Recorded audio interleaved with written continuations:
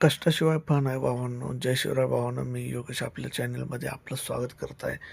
आज सकाळ सकाळच व्लॉगिंग चालू केलं होतं भावांनो. आपल्याला आजच चिरा आला होता. पाठीमागं आपलं काम चालू आहे त्यासाठी चिरा 4 दिवस झाला लागलो होतो पाठीमागं. तो आज आला. वातावरण आज थोडंसं आभाळी आलेलं. मस्तपैकी छान वाटत होतं. आणि पक्ष्यांचा किलबिलाट चालू होता बाहेर सकाळी 6-6:30 वाजता झालेलं. आणि चहा ठेवला साहेबांना, म्हटली सगळ्यांना चहा ठेवायचा. तोपर्यंत आमची पोरं उठली ती आणि ती म्हटली, "ते आम्हाला काय तुमचा चहा नको, तुम्ही पैसे द्या, आम्ही निघतो" म्हटली ती. बरं म्हटलं. तोपर्यंत ही सकाळी उठली तर ही यांचा दंगा चालू होता. हे कामं यांची चालू असतात ना, यांना कामं करायची असते त्यामुळे सकाळी उठते ती. दोघं जणांना पण घ्यायला लागतंय, मग काय पर्यायच नाही. घेऊन बसलो दोघं जणांना. तिला पण मिस पाहिजे आणि त्याला पण मिस पाहिजे. एवढा चहा केला होता तो मात्र होईल म्हणून समर्थ म्हटला, "चला," म्हटलं, "पप्पा खरे आणायला जाऊया."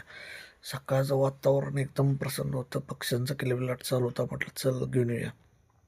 येताना विठ्ठलाचं दर्शन घेतलं आणि चहा नाश्ता करायला गेलो. चहा नाश्ता झाला. वातावरण असं होतं बघा, भारी एकदम आज प्रसन्न वातावरण होतं. भावांनो, आपण शाईन रायडर आहे. विषय हार्ड आहे. कसं पण जाऊ दे, पण जाऊ दे. मस्तपैकी प्रवास चालू झाला सकाळचा. वातावरण आभाळी होतं. भावांनो, लोकेशन बघा. ये तंगलिया भावांनो, काय सांगायचं तुम्हाला. ही वडगावची तंगलिया. एखादं ट्रॅफिक चालू झालं की विषय हार्ड. इथं नाद करायचा नाही. अडकूनच बसतंय मग. मग दुसरा रस्ता काढायला लागतोय. आपली शाईन लावली आणि आवी सरांची वाट बघत थांबलो. तोवर आले आपले बघा टियागो. आवी सर आलं म्हटलं, चला म्हटलं, पहिल्यांदा आज दिवस कुठं काय कसं आहे लय जास्त होतं म्हटलं. आलो कोल्हापूरमध्ये. भावांनो, कोल्हापुरात एंट्री झाल्यानंतर आपलं कामाची सुरुवात झाली. बँकेत येऊन आपलं थोडंसं इकडं तिकडं फोटो काढून आपलं बघा म्हटलं काम चालू केलं. बाहेर आलो तर दुसऱ्या बँकेत जायचं होतं. पैसा, ओन्ली पैसा. भावांनो, कष्ट करायला लागतंय. पैसा त्याशिवाय मिळत नाही. हे आमच्यासाठी नाही, बँकेच्या डिस्बर्समेंट चालू होत्या. साहेबांची गाडी घ्यायची होती. नाही आम्ही कुठलं तेव्हा पैसा असता तर असं फिरलो असतो का भावांनो. कष्ट केल्याशिवाय पैसा येत नाही. पैसा मिळवायसाठी कष्ट करायला लागतं. हे समीकरण आहे भावांनो. थोडंसं आज कागलला जायचं होतं त्यामुळं शिवाजी युनिव्हर्सिटीच्या तिथनं जायचं होतं. म्हटलं जाता जाता व्हिडिओ करावा, पण तो काही व्यवस्थित आला नाही असं वाटलं. या एस टीवाल्यानं कशी केली म्हणून परत म्हटलं अजून फिरवून युटर्न मारला गाडी. म्हटलं दुसरा वेळेस व्हिडिओ करावा, पण ते पण नशिबात एवढं व्यवस्थित आलं नाही भावानं. थांबूनच व्हिडिओ करायला लागणार असं वाटायला लागलं. तरी पण घ्या समजून, नवीन ॲडमिशन आहे तुमच्यातलाच आहे भावानं, समजून घ्या आणि जाऊ दे टाकला पुढे. तिथनं पुढं आलो, जेवण केलं. सांगली फाट्यावर हे हॉटेल आहे बघा मस्तपैकी. ते ह्याच्या पुढं पारेख हॉस्टेलच्या बरोबर पुढच्या साईडला आहे. तिथून पुढं आम्ही आलो कोल्हापुरात आलो. कोल्हापुरातनं तपोवन साईडनं आम्ही जाणार होतो बिदरीला. इथं सिग्नल लागला होता तोपर्यंत म्हटलं व्हिडिओ करून बघावा.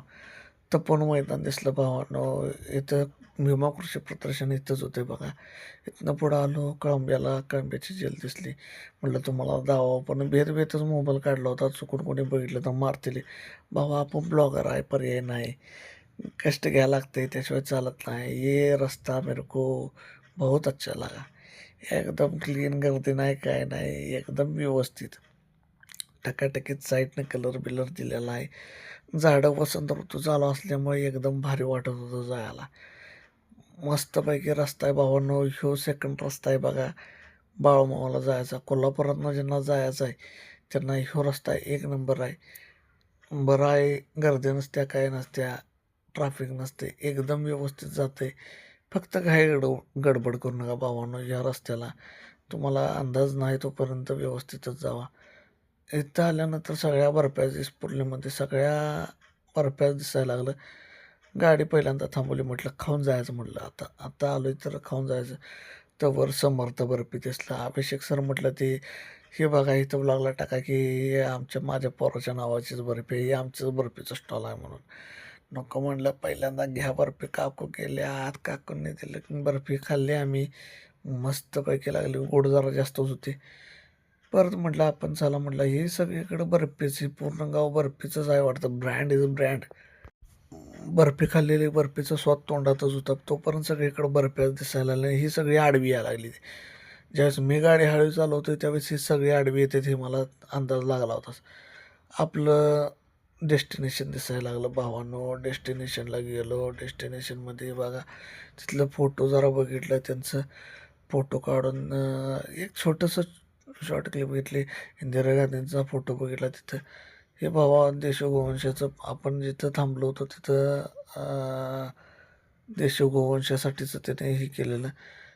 तिथं बघितलं गणपती बाप्पांचं दर्शन घेतलं, शिवाजी महाराजांचं दर्शन घेतलं, छत्रपती शिवाजी महाराज आपले आराध्य दैवत त्यांचं दर्शन घेतलं. बाबांनो अवधूत चिंतन श्री गुरुदेव बाळूमामांच्या नावानं चांगलं.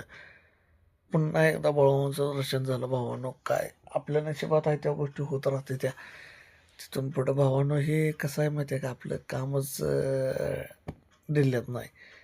डॉगी भाऊ आपल्याला गाठ पडलं ते अंधारचं दिसणंच झालं. ते म्हटलं लाईट लावून बघावं. म्हटलं हे बघा ब्लॅक ब्युटी आहे, एक नंबर. विषय हार्ड. गाडीचं थोडंसं लाईटचं काम झालं होतं खराब. ते लाईट केली व्यवस्थित. आलो कोल्हापूरमध्ये. कोल्हापूरमध्ये जाताना भावानं कसं आहे त्याच रोडनं चाललो होतो पाठीमागं. बिदरे कारखाना लागला. लाईट व्यवस्थित केल्यामुळं जरा दिसत नव्हतं, पण आपल्या मोबाईलची क्लिअरिटी एवढी नाही हो भावांनो. समजून घ्या जरा. संध्याकाळ झालेली, ती लाईट फोटो काढायला आली. ही गाडी जरा ओळखीची दिसली. म्हटलं कोण आहे बघावं, तर ही भावांनो तांदवाडीचीच गाडी आहे आमची. अमृत यशवाल्यांची गाडी आहे. आणि ती इकडं कशी काय आली म्हटलं काय कळेना. जाऊ दे म्हटलं, आपल्याला गडबड झालेली, कारण आपलं लय लांबचा अजून कराडचा पल्ला गाठायचा होता कोल्हापुरातला. त्यामुळं आम्ही गडबड करत होतो, त्यामुळे तिथं काही थांबलो नाही. पहिल्यांदा म्हटलं इथलं निघालेलं बरं, कारण लई वेळ झाला होता. 9, 9:30, 10, 10:30 वाजलेले. आणि गाडी आता इथं जास्त पळवता येत होती, कारण रस्ता एवढा व्यवस्थित नव्हता. आपल्या गाडीची लाईट जराशी डिम आहे भावानं, समजून घ्या, गरीबाची लाईट आहे.